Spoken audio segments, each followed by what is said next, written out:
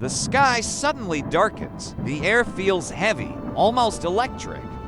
A siren wails in the distance, and your phone buzzes. Tornado warning. You have just minutes to react. What would you do right now? Would you know exactly where to go, what to grab, and how to keep your family safe?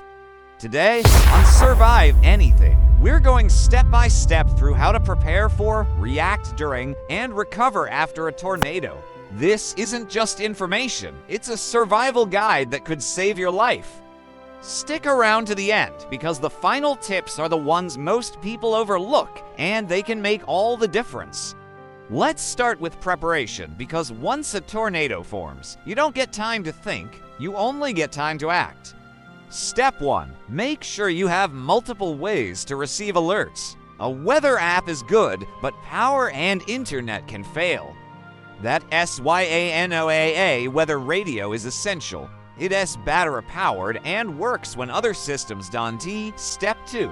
Know your safe place. If you have a basement or storm shelter, that's where you go. If not, choose an interior room on the lowest floor of your home. A closet, bathroom, or hallway works best. Avoid rooms with windows, big open spaces, or exterior walls. Step 3. Build an emergency kit. Pack at least 72 hours of water, non-perishable food, flashlights, extra batteries, a whistle, a first aid kit, and strong shoes. Toss in helmets if you have them. Protecting your head is critical in flying debris. And here's a tip most people don't think of. Keep important documents, medications, and even some cash in your kit. If your home is damaged, you'll need them afterward. Preparation also means securing your home before disaster strikes. Forget the myth about opening windows. It does not equalize pressure. In fact, it makes the damage worse. Keep windows closed and close all interior doors to slow the spread of wind inside the house. If you have time, move heavy furniture or sharp objects away from the area where you plan to shelter. These small steps can reduce injuries when the wind starts tearing things apart. Now, let's move into the most important moment, what to do during the tornado itself. Imagine the sirens are going and you hear the roar. It's time to act. If you're inside, get to your safe place immediately. Don't waste precious seconds trying to gather things. Once inside, get as low as possible. Cover your head and neck with your arms, or use a mattress, helmet, or heavy blanket. If you have children, put them in helmets or bike helmets and shield them with your own body. But what if you're in a vehicle? This is one of the most dangerous situations. Do not try to outrun a tornado. They can shift direction and move faster than you think.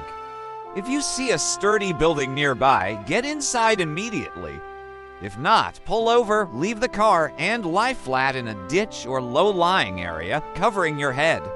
And here's a crucial detail. Never hide under an overpass. The wind tunnels through and becomes stronger, turning it into a death trap. If you're outside with no shelter, the key is to get low, stay flat, and protect your head until the tornado passes. So the storm rages and then silence. The tornado has moved on. But survival doesn't end here. The aftermath can be just as deadly. Once you step outside, the world may look unrecognizable. Shattered glass, downed power lines, broken gas pipes, and unstable buildings. First, stay alert. Listen to official weather updates because secondary storms can form and emergency crews may issue new warnings. Second, protect yourself. Wear long pants, gloves, and sturdy shoes before stepping into debris. It's easy to cut yourself or trip over nails, glass, or twisted metal. If someone is trapped, don't shout continuously. Save your energy. Instead, use a whistle. Tap on debris or text emergency contacts. Shouting can cause you to inhale dangerous dust, and rescuers often listen for tapping or whistles. Check yourself and others for injuries. If someone is bleeding heavily, apply pressure with cloth or bandages until help arrives. And here's something people forget. Avoid using candles for light. leaking gas can ignite. Use flashlights or battery-powered lanterns instead. Now, let's talk about the mental aftermath. Tornadoes are traumatic. It's normal to feel shock, fear, or even guilt afterward. The key to survival is not just physical, but also mental resilience. If you have kids, reassure them, tell them what happened in simple terms, and keep routines as normal as possible. Community support after disasters is powerful, so don't isolate yourself. Survival is about coming through the storm together. So here's the big takeaway. Tornado survival is about 3 things: prep, react, and recover. Prepare ahead of time by setting up alerts, building a kit, and knowing your safe place. React fast when the storm hits, move low, cover your head, avoid cars and overpasses. And recover safely afterward by staying alert, dressing for safety, and supporting each other. The question is, if a tornado warning went off right now, would you know what to do? If not, replay this video, share it with your family, and make a plan tonight.